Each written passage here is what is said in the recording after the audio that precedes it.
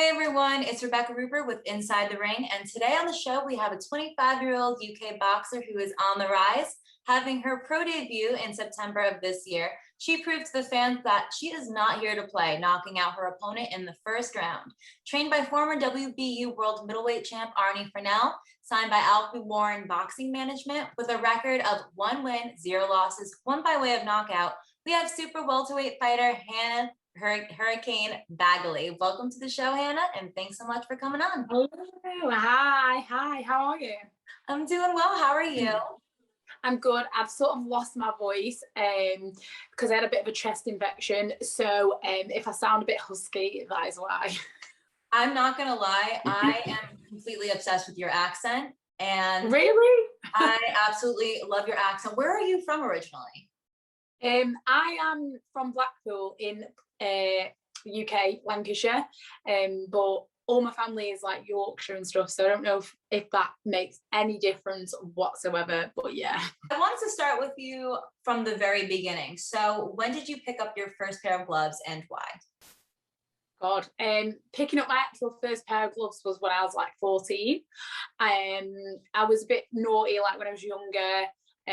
Wasn't the best behaved, so my dad was like, right, like you're going to like do some sports. I already did running, but I just hated it because like after I'd got certain age and got like a social life, all I wanted to do was like go out with my mates rather than train. So my dad was like, no, you need to pick something up, something fresh, something you enjoy. So we did a couple of things, and yeah, it took me to a boxing gym, and that was it. I loved it. I did that for a couple of years with Anthony Moran, and I did want to fight like when I originally started it, and then I got a boyfriend and thought, again, moved schools, so started having a social life again, put the gloves back down, and then it got to like the age of 20, 21, and I was doing it for fitness at the gym. And the coach there had a girl who was basically getting ready to do her first fight. And he said, oh, we just jump in and like move around with her, like do a bit of a spar. I'll talk you through what to do, because I'd never sparred at that point. And then, yeah, we'll just go from there. So I was like, all right then. And then I ended up like not hurting her, but she was stunned after like a round, and she just said like, I don't think boxing's for me, like I love the training, but it's like completely different when you get hit in the face. So she was like, yeah, I'm not doing it. And he sold loads of tickets on the basis that there was like a woman on the card, because even back then it was still like not really heard of. So he's like, you're gonna have to take a place. No way. So that's how I ended up fighting. It was like totally by accident. That is insane, but it's so true what you said, going back to people really don't know what boxing entails until they get punched in the face. And I see that a lot. I have a lot of clients that come in and they say, oh, I want to fight. And I'm like, okay, well, what experience do you have? And they're like, like I've hit the bag a couple of times. And it's like, settle down, honey. Like we got to start from ground one. All right. And let's work our way up. And even just holding mitts and say their hands are down and you just kind of counter, they get stunned, and then they're like, I don't want to get hit. Well, what sport did you think you were doing right now? I don't understand. So that is so how was it when you first sparred? Were you nervous going into the spar? Was there like a lot of anxious energy? No, because it was like, it didn't give me time. Like I was just there training on the bag, like just doing my own thing, doing the little circuit. Because half the class used to do like the circuits who weren't like interested in fighting, just did it like for fitness. I was quite chubby, so I just was losing weight. And so I used to have like a really good little gym, and there'd be like 10 bags, and they're all different like weights, shapes, sizes, and I loved it. So we'd do like 2 minutes on each bag, and we'd like move around, and we'd do that circuit twice. And I was just like punching away, and he was just like, Hannah, like come here, and just like grabbed me and like just threw me in there basically.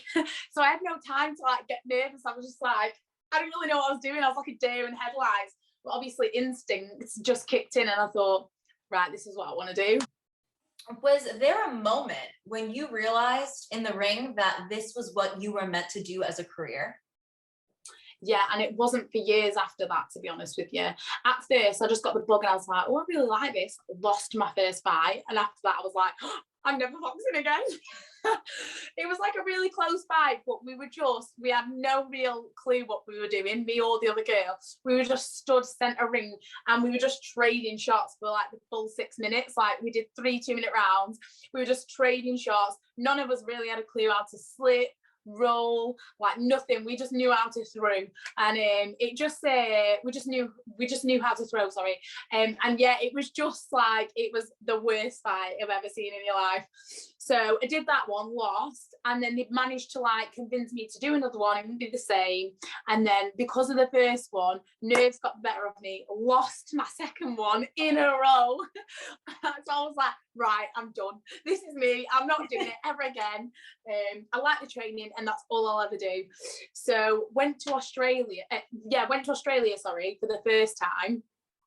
Like, did obviously about a year there, and then came home for a little bit. I was intentions of going back. Me and my partner, who I'd met him out, well, we were friends before, but we'd re-met out there and we'd got together. So I came home for a bit, and he decided he was going to come home because he hadn't been home for like 2 years.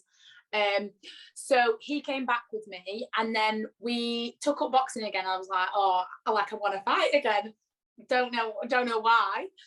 And then, yeah, like, I for some reason the nerves just went, and then that was it. I was on a roll. I had like I think it was about 8 fights in 11 months. So if you think about it, it's like one every other week. That's insane. Yeah, like, and I was unbeaten after that. I didn't lose one fight on the road for, I think it was like 8 consecutive fights. Wow. And that was it. That was the turning point for me. After like that, I was hooked. And I knew that's what I wanted to do. So I went back to Australia with my boyfriend. And obviously, I don't know if you know what the scene's like there out, but it's rubbish, the boxing scene over there. You don't get equal opportunities. Like, you're a pommy, so no one wants to know you.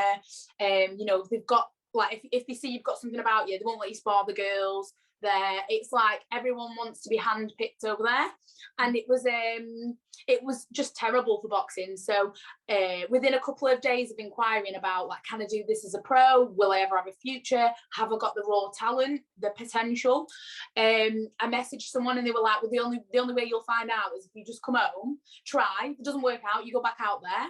If it does work out, great. Like, I don't know if you're good enough because I need to see you box myself. So that's up to you whether you come home. It's a big risk. So within a week, I'd give up my residency, came home and got a license. And yeah, the rest is history. Wow. What amazes me about that story is the very beginning, where not only did you lose your first fight, but you lost your second fight, but still managed to find some willpower to just push through and try it that third time's a charm. That blows my mind. So do you feel like there was a specific moment in time, or maybe you were watching a certain fight or a movie that you were like, I gotta give this another go? Like, was there kind of a light bulb moment of like, there's something telling me, following your gut, telling you just to give it one more shot? Yeah, do you know what it was? It was because I really loved the training. Like, and not many people like the training when it comes to the boxing, because it's hard. And obviously I wasn't doing it to a professional level, so I enjoyed it so much. And then obviously after having 2 fights and losing, I would keep seeing people having fights, selling the tickets, getting the shorts done, putting the training videos on, and I would get sick, like, with jealousy inside, like real, like, green eyes. Like, I'd be so envious. And I would say to George all the time, like, look at her, she's got a bloody fight, I want to fight. And then I'd be like, always talking about boxing to him. I would do his head in with just moaning at the fact that I want to fight. And obviously in Australia you can't, because like you've got to sell loads of tickets, and I didn't know that many people. It's really expensive to box in Australia, like really, especially if you're not a resident, like you're not connected. So that was the turning point for me, when I just thought, you know what, I'm getting too jealous all the time. It's all I'm talking about. I'm doing my boyfriend's head in. Like, just give it a go. Just do it again. And what was and do you think that third fight victory, what it changed in your lifestyle or your training that you think allowed you to secure that win? Or was it just the competition? I think it was just the mental. So like before that, I was doing it because I'd like fell into it, and I was like, oh, you know, like I'm gonna give it a go, and I'd enjoyed the training. So I wasn't doing it because I just woke up one day and thought, this is what I want to do. But then after losing, and I am a really competitive person, so that didn't sit well with me anyway. I think it made me realise, like, right, I'm hungry now. Like, I want blood. Like, the next person is not, like, they're going to walk away with the loss this time. Like, this isn't happening again. And because I'd done it for myself rather than for, like, other people, I think that was what changed, is that even when I was training, I was, like, learning rather than just doing what they told me. I was understanding why I was doing it and what I was doing it for. So, like, everything just clicked, and I was like, obviously I wasn't amazing still, but I just had that instinct inside me, like, yeah, it just the hunger just took over. Where did you get your nickname Hurricane from? Right, it's not even to do with boxing. No, wait, how? So what happened was, me and my dad used to love pool, like playing pool, Okay. when we was younger. And there's a snooker player that's got the name Hurricane in it. And my dad, like, as a joke when I was younger, because I was quite good at pool, said to me, like, you called Hurricane Hannah now. So we used to, like, when you have to write your name down on the board thing, we would put Hurricane Hannah.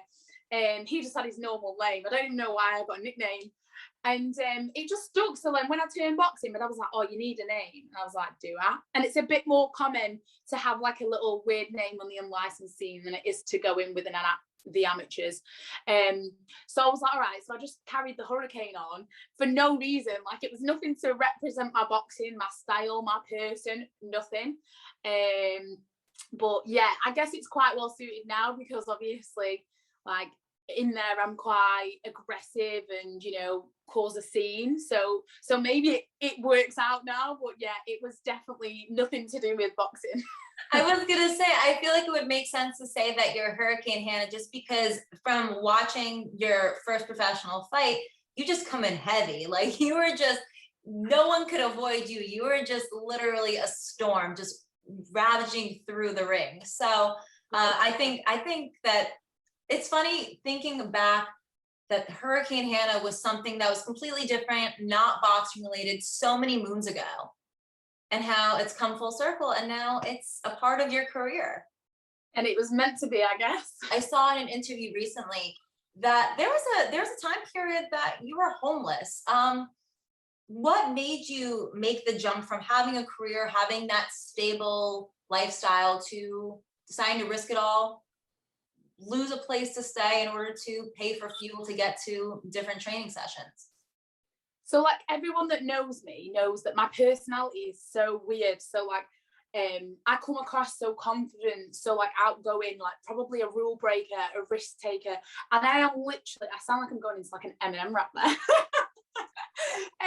But no, like, I'm the opposite. Like, once I got to a certain age, like when I'd gone to my second school, I just, like, fell in line. I don't take risks. I don't gamble.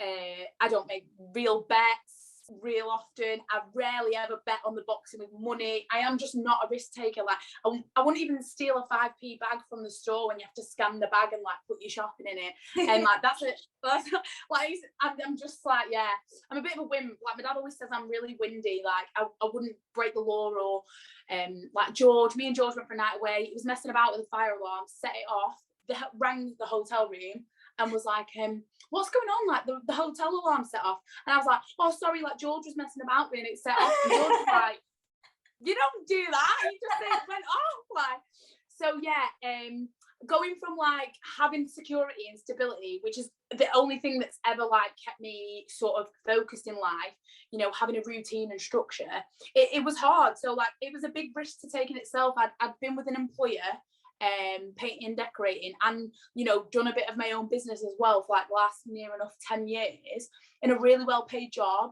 And he said to me, you know, don't do the boxing, and I'll make you high up in this company. I'd already, like, sort of ran it once before I went to Australia. Then when I came back, he wanted me to sort of take the reins again, like, have that responsibility. He was going to pay me a lot of money. He'd give me a van. He'd, like, gone above and beyond for me. And I just said to him, like, no, like, I love my job, but, like, my heart is with boxing. So I gave up my job, which I was earning a lot of money a week. And I'd gone from, like, earning a lot of money to like earning nothing and spending loads and paying for accommodation, and slowly any money that I had saved had just gone down and down and down until the point that my boyfriend paid for the last month of my rent on my tenancy for me. My dad was trying to give me money, like helping me out. My meal prep sponsors had obviously like sort of got me by with food. No one realised like how bad it was apart from my boyfriend, and I would spend like nights like crying myself to sleep, worrying like where I'm going to get the next set of money from, because I was just trying to put everything into my boxing. And because I'd had 3 fights fall through in a row, that was 3 lots of wages. Also my sponsors, like loss of ticket sales as the time goes on, it just completely like went from here to here in a matter of like 4 months. And I just said to George, like, I don't know if I can do this anymore. And he was like, you can, like, we'll work something out, don't worry. And then so I ended up giving my tenancy up after the 6 months because I knew I couldn't afford it, and it was putting me like in an early grave, the stress of it. So I was meant to be going back to my dad's, so we ripped all the room out, and then there was problems with the building work, so it meant I couldn't stay there. So I was having to stay on like my friends' couches, my dad's couch sometimes, and then it was just like I was like literally bouncing from pillar to post, and like I was basically just taking a rucksack with me, and it was horrible. Like I'm getting bloody stressed thinking about it was literally the worst. And then my boyfriend's mum was like, you can just come and stay here, like you don't. But I was just so worried about feeling like a burden on people that I just like let it all consume me, and like didn't come to anyone else with my problem, so it made it worse. And then because he goes in the Marines on Monday, so I was worried that like if I go to his mum's and then I've got to like pack all my stuff, take it to his mum's, and then a couple of weeks later try and get out before he's gone, because obviously she's got her own life, she's got a house full of her own children and her own mum there. So it's like the last thing she needs is bloody me and my life problems, like, but she was really good about it, and I'm just really thankful that I had her there for that support, because my mum's poorly and she could never have took me in, and my dad didn't have the room for me at the time. Thankfully we got everything sorted, and I've managed to now get myself back in, but that was literally only like 2 days ago. It's been stressful, really stressful. The day of my fight is the day that I'd become homeless. So coming back from London to know where to live was pretty hard. I couldn't even celebrate the win. I took a couple of days like fully off social media. I didn't really post about my fight. I was just so stressed. It really was from like an ultimate high of getting my license to like the rock bottom, and so much had happened in between that with my mum being poorly and stuff, that it just like my life was just like mental. Wow. And it's crazy just from looking at you and how well spoken you are and how well kept you are. You would never know what someone's going through, especially having such a phenomenal win. I know. I'm like that though. When I'm focused, because I love boxing so much, like nothing would get in the way, like nothing. Like if anything, if the worst thing in the world happened to me, if I had a fight coming up, no matter how much was going on before I enter that gym, when I enter that gym, it's business. And then come fight night, if anything, I just use it as more drive. I was gonna say, do you think that the situation you were in, do you feel like it kind of made you hungrier to get that win for the first time? 1,000,000%. Because I'd had so many letdowns with the fights before it, I thought, like, no disrespect to Borislava, because she is ace and I love her to bits, like, after we spoke and she was fabulous, but at the time I was just like, God help my opponent, because when I get in there I have got all this pent up rage that is coming out on them. Now, the opponent that you fought in September, did you know about her before your fight? Did you study any tape of her, or how did you prepare to fight your first professional career fight? So we were locked in with somebody else for ages, and then 2 days before she dropped out, and we were like, not again. So then Borislava got matched up with me, and I found out like the day before we were going to London, because he didn't want to stress me out, because he already, like, my management knew what I was already going through, because like my coach had sort of like said I could stay at the gym and stuff as well, so like they already knew what was going on, because I was like pillar to post, so they didn't want to tell me that my opponent had dropped out or anything. So then when they replaced her, they was like, right, you're fighting someone else now, this is the girl. So we did a bit of like research on her, and we found out that like out of her 88 fights, she's only ever been stopped, I think it was like 4 times, and they would be like people like Savannah Marshall and people who are world champions now. Wow. And she'd gone the distance with like some girls that are already world champion. So we knew she was like a tough journey woman, and that she was there to survive. And when we watched her videos, it shocked me the way she came out to fight me, because we'd watched her, and for like her last 10 fights or something, she was really negative fighter. Her hands would always be here, she'd be moving back, she'd be on the ropes, and she would rarely throw a punch in each round. Whereas when I first got in the ring with her, like within the first round, she'd thrown quite a few punches towards me. Like, she came out fighting, and I was like, whoa, like this is not what I'd like trained for. So, but I was good with that, because it's a lot easier to get a knockout when someone's coming forward than it is when they're trying to survive. So yeah, I trained for it, but a different fighter got in that ring, I'm telling you now. That's why I was very surprised that you were able to get the knockout, because you were in fight camp training to fight someone completely different, someone with a different style. So to find out that you were fighting someone new within 24 to 40 hours notice, what was your mindset when you found that out? Was it, all right, like I have to change up my game plan completely, or was it like I'm sticking to what we've been working on? Yeah, so like we never really had a true game plan, as in like we're going to do this, we're going to do that. It was always, we would just look for what their strengths and their weaknesses. So like we would look at what they're good at, to like make sure that like I avoid that, and like pick out what their weakness were. So we never went in with a game plan to like do anything specific. We just always picked on like what we'd looked at on the videos and target that. And sometimes their strengths would work out better for my strengths, for like countering, things like that. So we'd sort of like done a bit of planning, but nothing to that extent. So when it changed, it didn't really matter, because it was always just going to be, right, let's spend a few hours like picking out what she does bad, what she does good, and like we'll exploit it. So it wasn't too bad. It was more just the, oh, not again. So I was thinking, right, I'm not even going to believe I'm fighting until she's in this country and we're weighed in.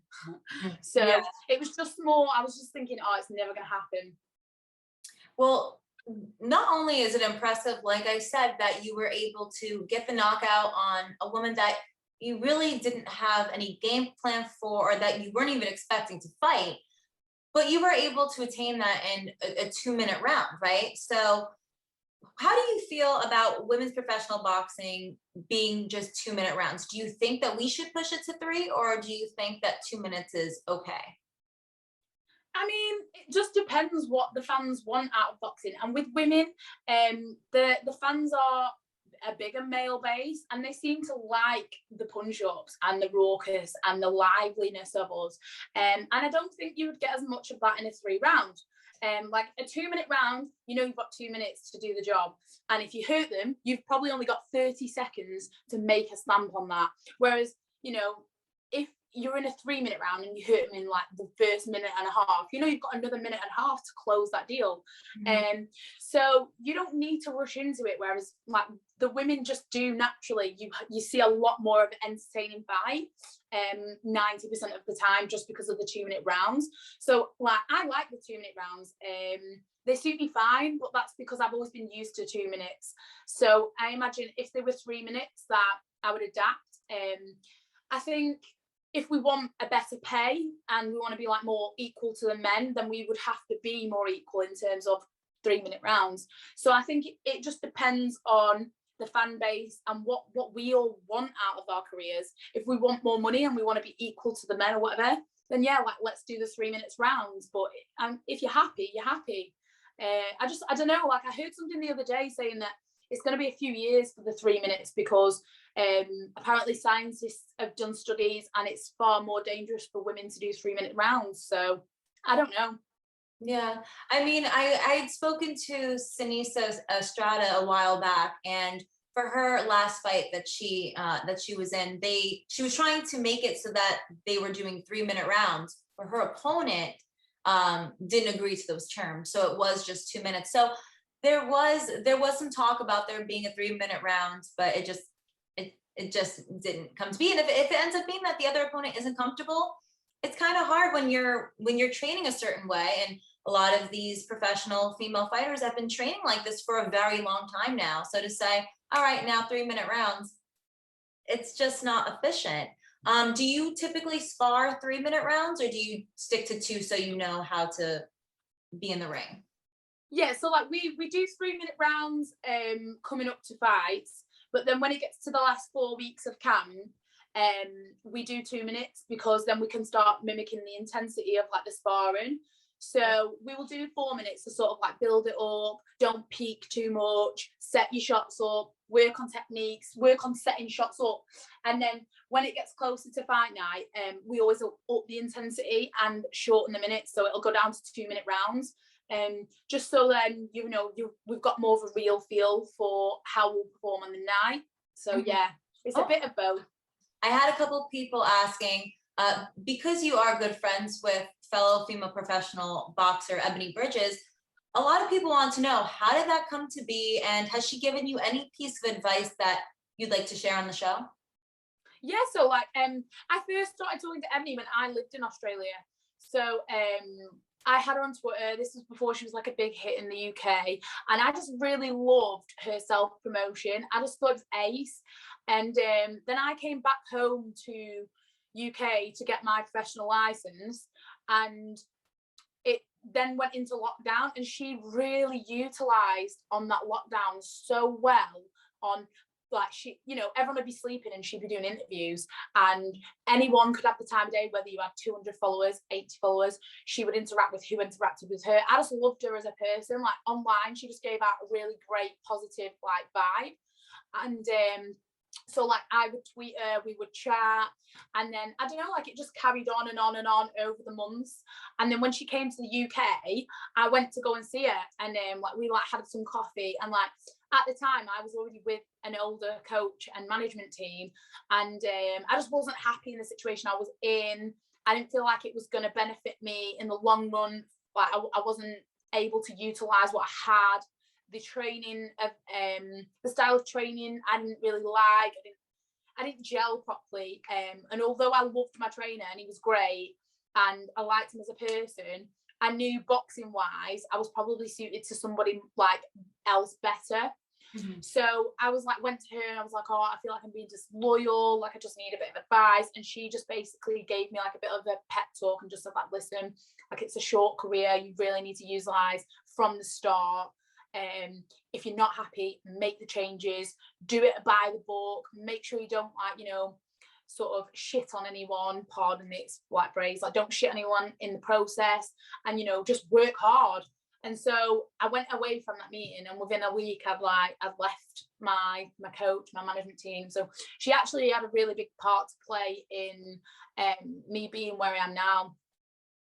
Wow, and that's great advice that Ebony gave, because I feel like a lot of people, especially in a sport like boxing, where your coach, your corner is your family, and even though you're by yourself in the ring, they're still feeling those punches that you're receiving. They feel the punches that you're giving. So to maybe separate from a coach because you feel like there may be better opportunity out there, you have to separate professional from personal. And it's hard because you don't want to burn any bridges and you don't want them to feel some type of way. But at the end of the day, like, this is your career. And if you feel in your heart that that's the right choice, you have to go with that. So and again, that was what was hard, is that again, I'm not a risk taker. And so it was hard because I was leaving him with no other options in mind.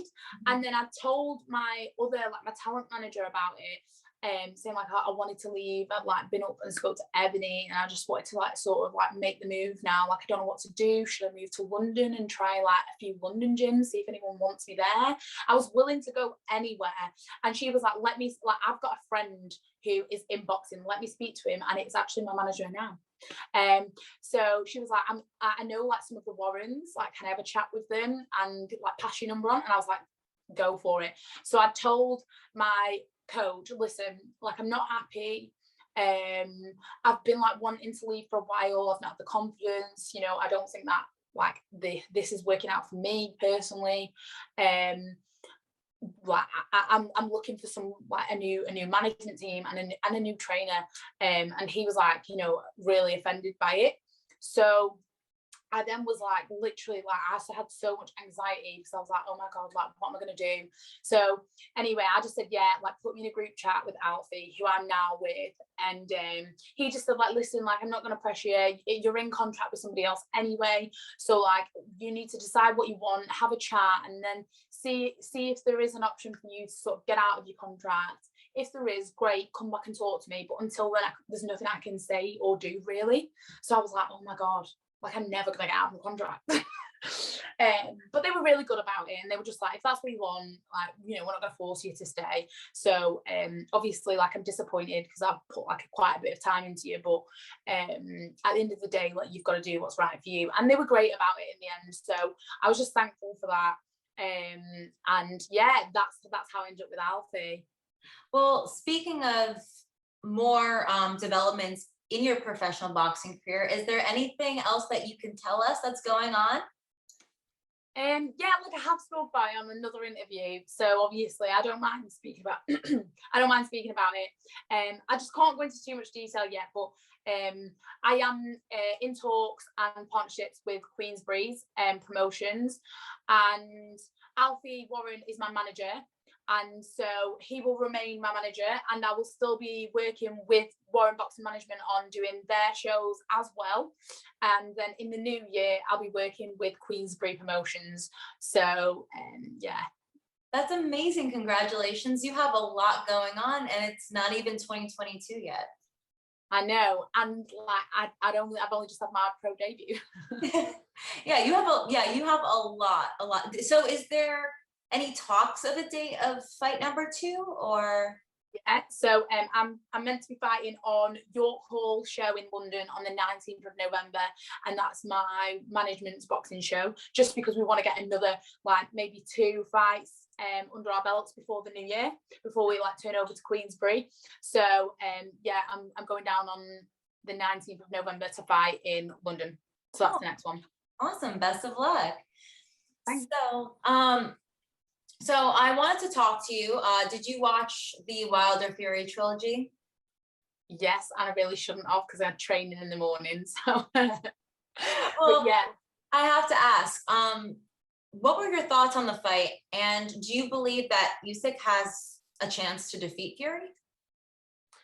My thoughts on the fight. So going into the fight, I was really, really mad when Wilder won the trial to get his trilogy. I was pissed. I was so mad. So I was like, oh my God, I want to see the AJ v Fury fight. Like, we've seen 2 of Wilder getting battered. Like, I don't want to see a 3rd one. I was really mad because I was like, I'd got hyped up for the AJ fight. And then when it obviously was getting a bit closer, I started getting excited because I am a boxing fan. So I started getting like buzzing about it. And then wow, I couldn't have asked for a better trilogy. Like, it was amazing. I was screaming. I was sat in the hotel room on this bloody iMac watching it with my boyfriend. I was jumping up and down. I was screaming. I was like, oh my God. Like, it was ace. It was so thrilling. There were so many twists and turns in the fight. It could have gone either way at one point. And it was just, yeah, it was great. It was more than I could have expected. So I thought it was class. And obviously I was a Fury supporter anyway. So yeah, I couldn't have asked for a better result. You know, he is absolutely class. And even what he stands for, going from like the mental health, the lowest of the lows, the highest of the highs, you know, it's doable. So it was just a real great story. Like, it was just a great finish to a trilogy. You could, and Usyk, yeah, of course, like, the guy should never be written off. Like, You know, I've said it from day one, he is a great boxer. And I think with Fury, it might just be a bit harder to beat Fury than it was AJ. Well, it will be, because Fury's a boxer and he's like Usyk, and he's adaptable. He adapts to whatever fight he's in. And it's really hard to beat somebody who can adapt so well to any style of boxing. So no matter what the case, he's going to adapt. And I do think that Fury will be victorious yet again. However, I do think it'll be a different fight to the Wilder. They might nullify each other's styles because obviously their boxing is similar. But like I say, because Fury can adapt, he might just bring that little bit of difference to the table. And he's a lot of a bigger guy. So it's going to be really hard to bully him around the ring. So yeah, it's going to be interesting, but you can never write Usyk off. You can't really write any boxer off because there's always that chance. But yeah, Usyk's got just as good a chance as Fury, as AJ in my opinion, and just as good a chance as Wilder, because Wilder in my opinion can't really box. So yeah, it'll be interesting. It will be interesting, but I just think Fury's got it now. Like, I just think he'll just edge it, but who knows? I could be wrong. That is the beauty of boxing. You never know. Yeah. Well, how do you feel about a rematch between Usyk and AJ? Like, are you whatever? Yeah, like, or? I want to see that because I wanted AJ to win. I do love Usyk, so don't get me wrong. I wasn't like totally devastated when he won, because I thought, you know what, he's a class boxer. You know, I'd love to see him in loads of different fights as the title holder. So it didn't really bother me. I was a bit gutted for AJ. Like, I was gutted for him because I just know how that feels. Like, obviously not to that extent, belts on the line and stuff, but yeah, I know that feeling of loss, and it's a sad place, and it's in front of the world. So yeah, I would like to see a rematch because I would like to see AJ adapt and learn and overcome what's happened, and hopefully, just like the Ruiz fight, right, what did I do wrong? What can I focus on? Because you can't focus on Usyk. You have to focus on yourself. So, you know, he needs to go back to the drawing board, and then I'll be excited to see a different AJ come to the ring and, you know, hopefully get his belts back. And then I would like to then see AJ v Fury. So how about AJ versus Wilder? Who do you got? Yeah, I'd love to see that as well. I would love to see that. I mean, I never rated Wilder. I thought, you know what, his attitude puts me off straight away. All his shit talk, like when he's trying to trash talk, like I like a bit of banter, but he'd just like go on and on about pointless stuff, and I could never even understand what he's talking about. And one minute it'd be religion, the next minute he'd be like wanting a body on his record. So there was no consistency for me. So I never used to think, no, I don't want to see him fight anyone, so don't deserve it. But after that trilogy, I've got a lot more respect for the guy. I didn't like how he handled it after, but I think he's definitely worthy of all the top heavyweight fights, you know, to be made, for sure. So I would love to see Wilder fight any of the top heavyweights, you know, Ruiz, AJ, Usyk, any Joe Joyce, Dylan White, even Chisora, maybe any of them, you know, any of the ones he's fought. Yeah, definitely. So I want to circle back to women's boxing. Clarissa Shields just tweeted a couple days ago. I saw this the other day and I was like, oh, I'm definitely going to ask Hannah this. So Clarissa Shields tweeted at Savannah Marshall and she said, LOL, good luck in your upcoming fight. This is your first time facing an undefeated fighter in your entire pro career, Miss Knockout Artist. You have so many KOs because you fought bad opponents, last minute replacements. Next year, I smash you. What are your thoughts on this potential matchup? I mean, it's the fight we want to see. We've wanted to see it for so long. And although the build-up is it's agonizing because you're like, when are these two going to fight?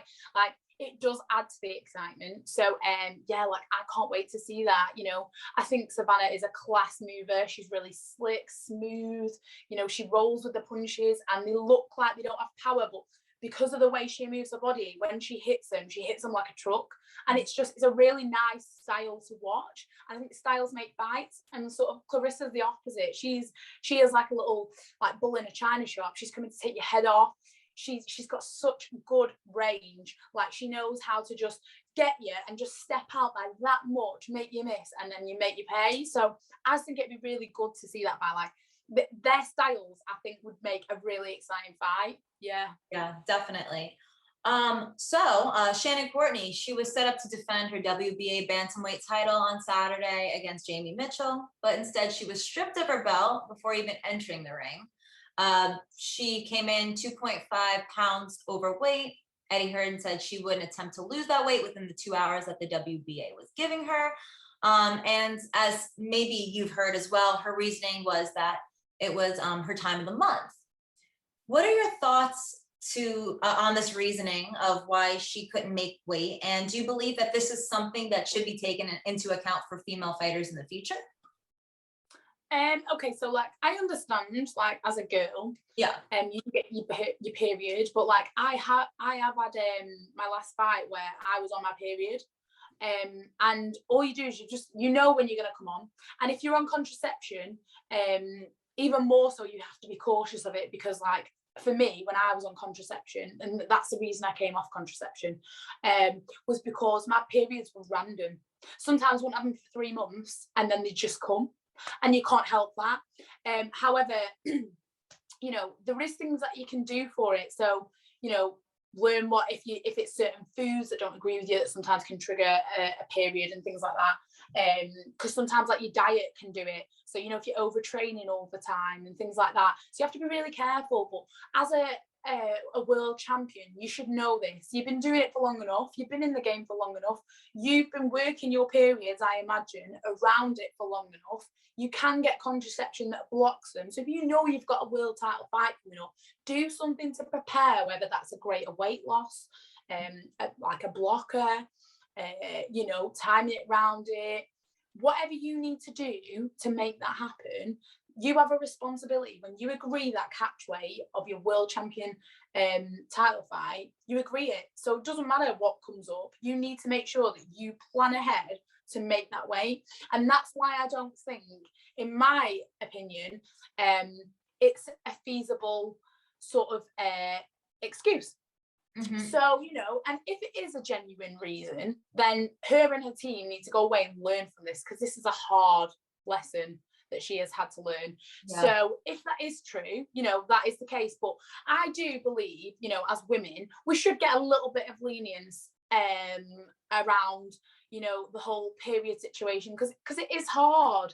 But like I say, when you get to that level and you've been doing it for long enough, you should be tracking your periods. So, and there is apps to do it. Like I've got an app called Flow, and you track when you're on your period, and every day you put in whether you're heavy, light, what symptoms you've got, and it'll give you tips on how to control it and when you're most fertile. Because obviously if you come off contraception, you need to be careful, like if you've got a partner or if you know you're doing casual, whatever, you need to be careful. So, you know, she should be more responsible in my eyes. That's my take on it. And then Eddie Hearn didn't try and lose the weight. Like they were given 2.5 hours and she walked off stage, drank some water and said she wasn't doing it. Yeah. So in my eyes, she didn't even attempt to lose the weight. I just think, like, you know, it would have just been so different for me. Like, that's my title. Mm-hmm. Like, I am not being stripped of that title. Like, I'm gonna give it a go. She didn't even give it a go. So, you know, in that point, you know, it's hard to see where she's coming from. Well, how do you feel about a rematch with her and Mitchell now? I think Mitchell beats her again. I thought Mitchell beat her with ease. I thought Mitchell was a better boxer.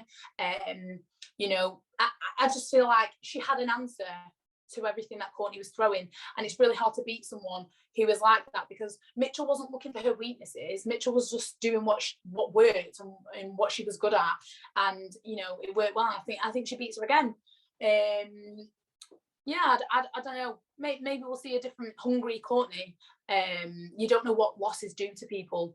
I know, you know, coming from myself, when you get a hard loss or something that you feel passionate about, you come back with a different sort of hunger. So who knows? She needs to go away, back to the drawing board and give it another go. So. Well, do you think that maybe her performance was influenced maybe by being overwhelmed about not making weight? Or, like, for example, what are your emotions when you're walking into the ring? Are you thinking about things that are going on in your life outside of the ring, or do you just hone in just on those 4 corners and that's all? Yeah, no, you get into the zone. You definitely get into the zone. So when you're in the changing rooms, you do whatever you need to do to sort of get you in the zone, whether that's to work you up or calm you down, depending on what sort of person you are. And then once you walk out, it's right, I'm just going to enjoy this moment. This is what I've been working towards, get in the ring, and that is it. You're not focused on what's going outside of the ring. You can't be.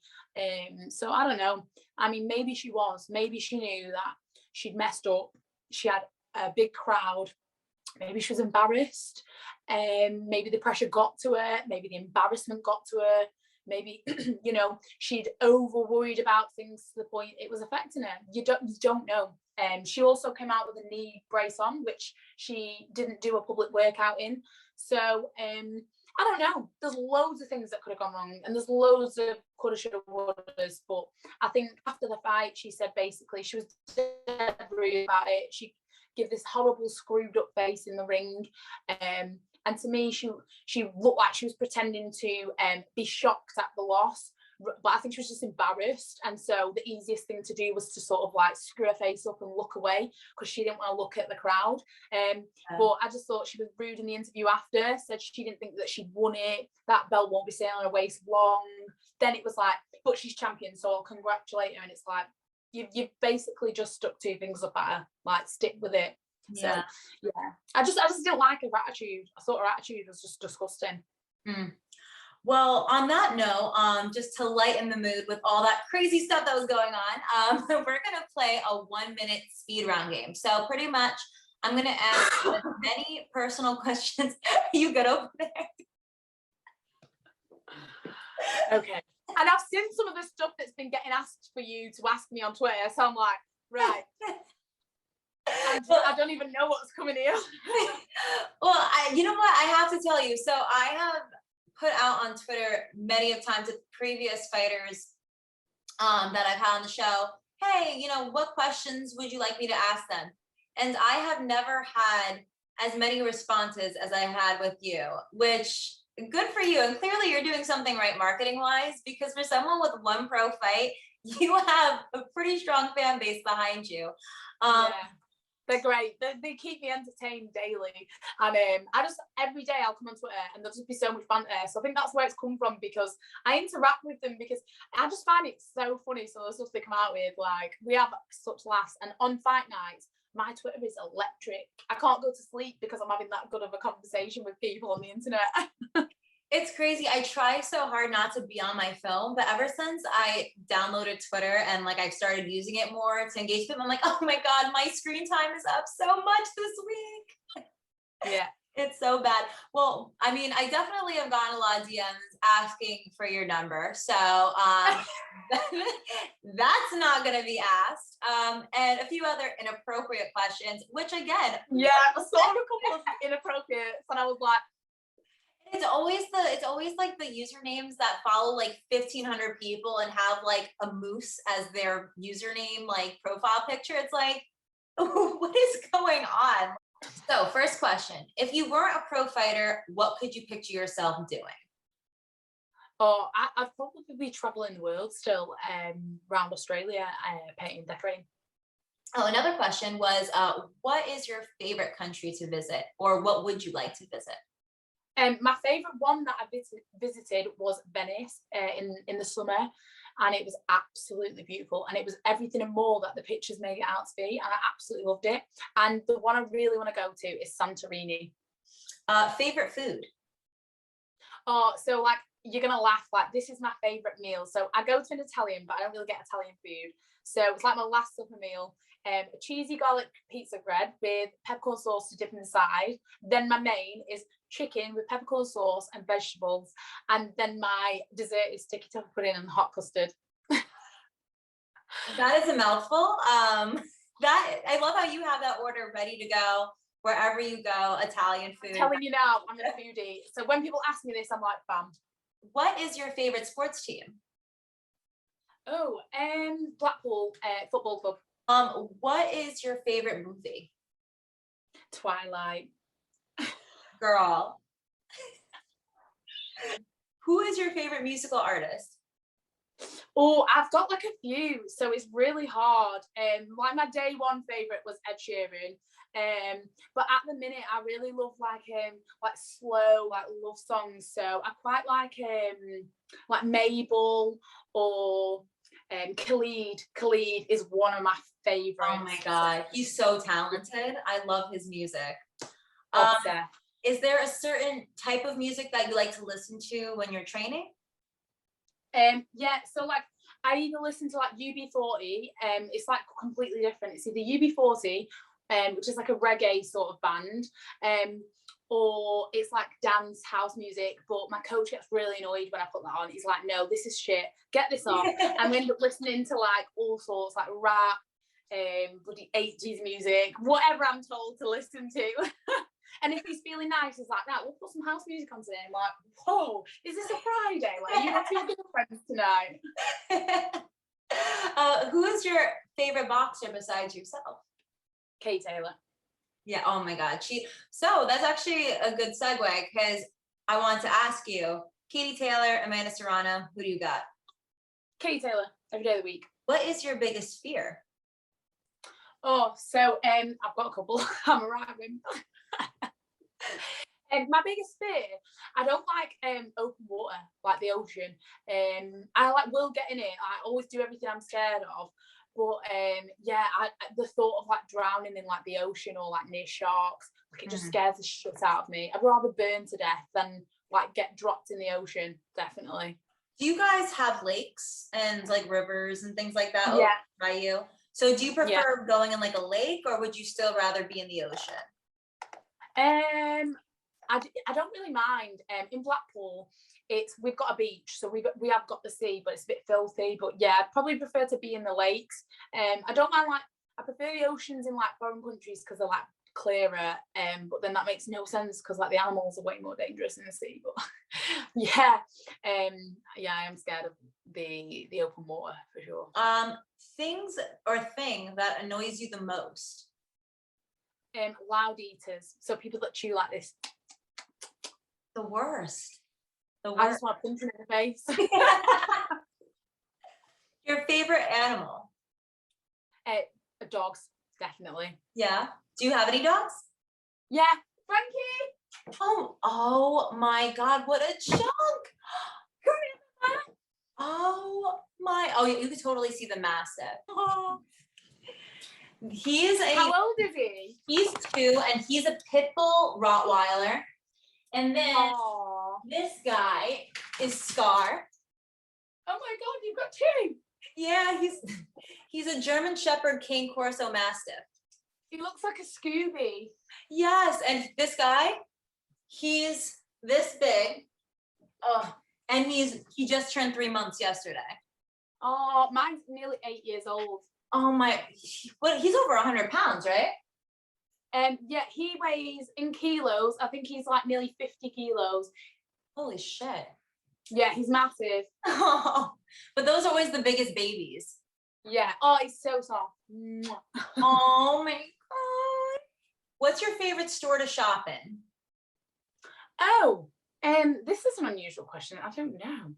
Oh my God, you've really put me on the spot. Primark. I love Primark. What was your first job ever? I worked in a cafe, like doing toasties and things. Oh my gosh. And how long did that last? About a year. And then I moved to, when I got to 6, I was like 14, just before my 15th birthday. And when I turned 16, I was allowed to work at KFC. So I got a job at KFC then for a couple of years, and then started painting and decorating. If you have a middle name, what is it? I'm called Hannah Joan Ann Baggaley. It's a really old-fashioned name, but they're both my grandma's names. Thanks, Dad. Oh, okay. What if you could pick one superpower? What would you like to have? Invisibility, for sure. I am the nosiest person you will ever meet, so like I'd love to be invisible so I can go and listen in on everyone's conversations.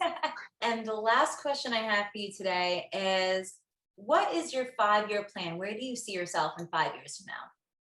I hope to be a world champion. I like that. I like that answer. And I think that you have the heart and the drive to do it. And it seems like you have a great team behind you that supports you all the way. Yeah, so hopefully. Who knows? Well, Hannah, thank you so much for coming on the show. I really appreciate your time. We had a great discussion. We went over a lot more topics than I thought we were going to cover, so that was amazing. I really enjoyed it. Is there anything that you'd like to plug social media wise? Just shout your stuff out now. Yeah, so I Prep For You, my meal prep sponsors, they have carried me through for nearly 2 years with the, no real end game at the minute. So, they've been there unconditionally.